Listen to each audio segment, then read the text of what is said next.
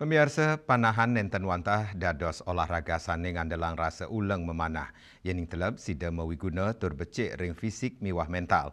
Olahraga puniki dados silih tunggil sarana efektif nglatih fokus miwah ngolah rasa ring angga sarira.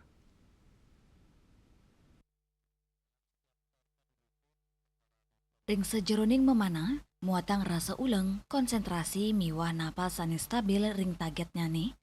Ring pemarginya nih taler becik ngelatih fokus, miwah rasa mulat sarira. Yening fokusnya nih becik, panas sida anutin sasaran.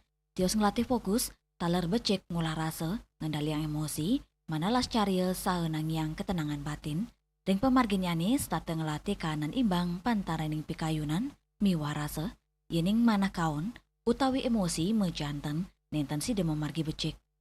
Manfaat dari panahan tradisional itu sendiri salah satunya pertama melatih fokus, yang kedua baru melatih rasa.